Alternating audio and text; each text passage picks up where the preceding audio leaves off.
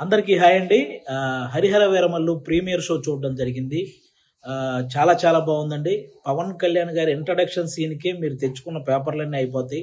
సినిమాలో ఇంకా హై ఇచ్చే సీన్‌లు చాలా చాలా ఉన్నాయన్నమాట. ముఖ్యంగా క్లైమాక్స్‌లో పవన్ కళ్యాణ్ గారు కంపోజ్ చేసిన ఫైటు, దాని వెనక కీరవాణి గారు ఇచ్చిన బ్యాక్‌గ్రౌండ్ స్కోరు లిటరల్‌గా మీ అందరికీ గూస్ బంప్స్ తెప్పిస్తాయి.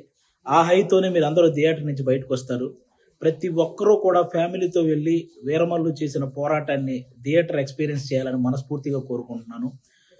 ముఖ్యంగా నేను ఈ సినిమా షూటింగ్ అప్పుడు చాలాసార్లు సెట్కి వెళ్ళాను. పవన్ కళ్యాణ్ గారు అభిమానులకు నచ్చే సినిమా తీయాలని ప్రతి సీన్ మీద కూడా చాలా కేర్ తీసుకొని చేశారు. అది ఈరోజు స్క్రీన్ మీద కనిపించింది. క్లైమాక్స్లో ప్రతి అభిమానిని కదిలించింది. ముఖ్యంగా ఆయన అంటే ఎప్పుడో ఒకసారి అభిమానుల కోసం ఒక హిట్ దేవుడా అని కోరుకుంటే గబ్బర్ సింగ్ వచ్చింది. ఆ తర్వాత మళ్ళీ ఇప్పుడే అభిమానుల కోసం ఒక హిట్ దేవుడా అని కోరుకున్నారు. మనకి హరిహర వీరమల్లు వచ్చింది. మీరు ఆఫ్ స్క్రీన్లో ధర్మం కోసం పోరాడిన పవన్ కళ్యాణ్ గారిని చూశారు.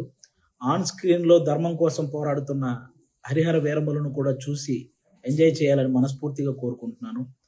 మీరు గమనించే ఉంటారు, ఆయన సినిమా జీవితంలో ఎప్పుడు ఇవ్వనన్ని ప్రెస్ మీట్లు, ఎప్పుడు చేయనన్ని ఇంటర్వ్యూలు, అలాగే 2 ప్రీ రిలీజ్ ఈవెంట్లు, ఇవన్నీ ఓన్లీ సినిమా కోసం నిలబడమే కాదు, ఏఎం రత్నం గారు అనే ఒక మంచి ప్రొడ్యూసర్ కోసం నిలబడ్డమండి.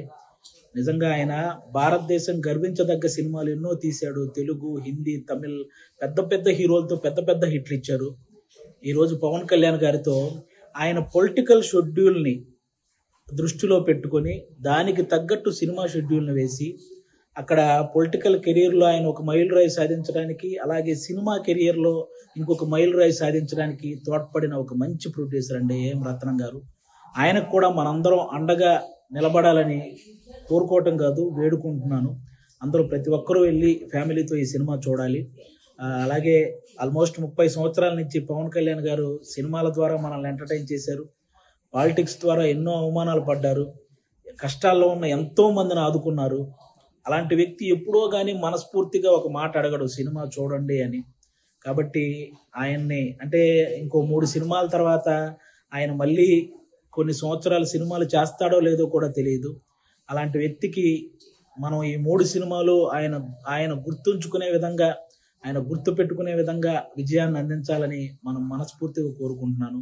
పవన్ కళ్యాణ్ గారి అభిమానులందరూ అభిమానులే కాదండి, మనస్ఫూర్తిగా నేను ఒక విషయం చెప్తున్నాను. ఆయనకి నాయకులతో వ్యతిరేకత ఉంటుంది, కానీ సాధారణ ప్రజలందరినీ కూడా సమానంగా చూసే వ్యక్తిత్వం ఆయనది. అది ఏ పార్టీ వాళ్ళైనా సరే. అలాంటి వ్యక్తి సినిమాని ఆంధ్ర, తెలంగాణలో ఉన్న ప్రతి ఒక్కరూ కూడా డైరెక్టర్ క్రిష్ గారు వేసిన పునాది మీద డైరెక్టర్ జ్యోతికృష్ణ గారు క్రియేట్ చేసిన ఈ అద్భుతమైన హరిహర వీరమల్లుని అందరూ చూడాలని మనస్ఫూర్తిగా కోరుకుంటున్నాను.